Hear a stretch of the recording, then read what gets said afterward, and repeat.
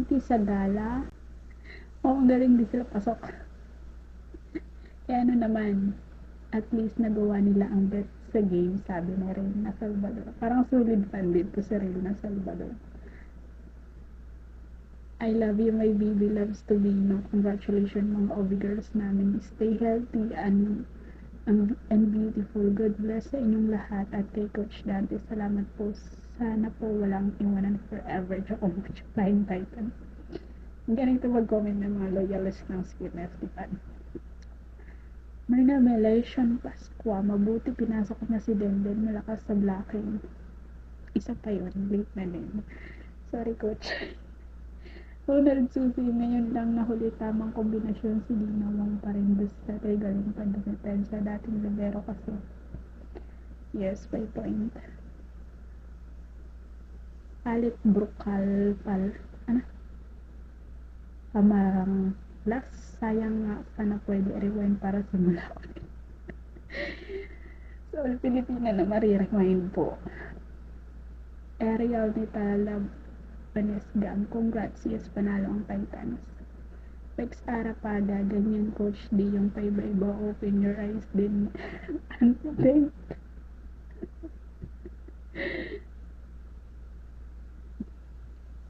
Alicia Ligupan, Heart Purple. Juby Iblaon, congrats to everyone. Esther Lita de la Cruz, congrats Obi girls and Coach.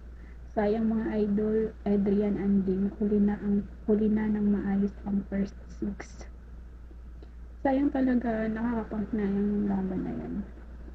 Or yung conference na yun. Kasi, alam mo naman ng lahat, or kita naman ng lahat, na malakas si Smith kahit na may error. May error lang talaga siya. Pero once na maayos, or kung gusto niya yung set ng bola. Pero pansin ko din kasi kay Smith is, medyo ano din siya sa spike. Alanganin siya. Pag alam niyang alanganin, hindi niya, alam mo yun, nag-aatog din siya. Unlike sa ibang player na nakikita natin na sige, palo ng palo kahit anong sitwasyon ng set ng bola. Si Smith hindi, parang nagkakaroon siya ng pag-aalinlangan sometimes sa mga set sa kanya. Parang feeling ko hindi siya komportable or iba yung gusto niyang set. Parang ganun. So, nag-a-adjust din siya sa position niya. Pero alam mo yung kapag gusto niya yung mas effective din siya sa combination. Pansin natin yan. So, yun. Maybe, kinapos lang talaga sa adjustment ng Chocomucho. So, yun lang. Then, sa dito nagtatanong, hindi na ba sila makakapaglaro? So, yun na nga. We love you too, Marley Smith. Magaling naman sila lahat. May potential. Sayang lang din nakaabot sa quarter. Yes, true. Huwag nang magsisihan, bilog ang bola kahit anong galing mga naglalaro ang hindi kalooban ni Lord. Hindi talaga. Yes.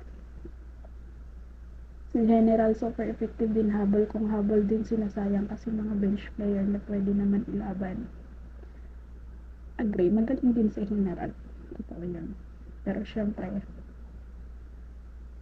as Coach Dante, sabi nga ni Marley, di ba? He can do whatever he wants, pero syempre, kailangan sundin niya ng team. Pero, nakita din naman natin yung ibang sistema ni Coach Dante before. Siguro ngayon, hindi lang talaga para sa kanila. Pa.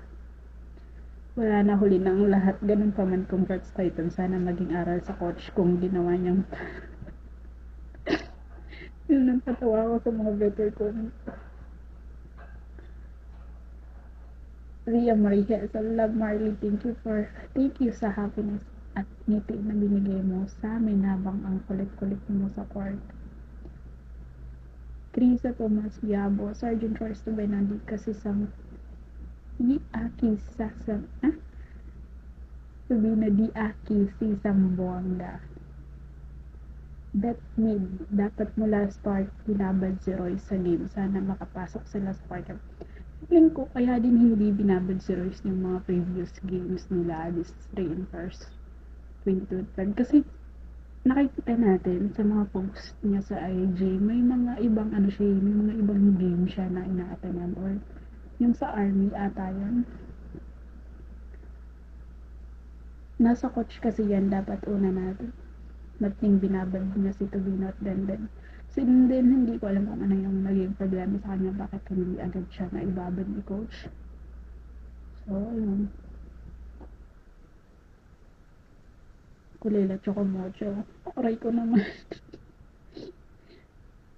Balang araw, makakaganti din kami sa inyo. In gangster, lahat ng veteran player na binabangko ni Coach Malaki, sayang wala siyang tiwala, din na-tries mga MVP sana scoring machine, binabangko lang niya. Hanggang judge lang naman tayo, no? Hanggang comment lang naman tayo at accept natin yun, kasi hindi rin naman natin alam kung ano yung nangyayari behind them. So, sila lang nakakaalam since sila lang nandun, hindi natin alam yung buong story. So, kung ano man yung sistema na pinapakita nila or ng coach, maybe yun na yun. So, ayun, hindi nga lang minsan tugma sa gusto natin, pero syempre, hindi natin alam yung full story behind their kung bakit ganun yung nangyayari sa team nila. Pero, still, kahit man lang sana no 8 sila sa listahan. Rosario. So, yun lang naman yung mga comments dito. Sobrang thank you sa mga nagko-comments, thank you sa mga nagpo-follow, at ayun nga, hindi ko na kayo maisa-isa, at so gagawan ko lang yung bawat reaction video, yung bawat post ko na may comments. So, ayun na, thank you for watching. So, Uri Nation Titans Volleyball fans at CMFT fans especially. Bye!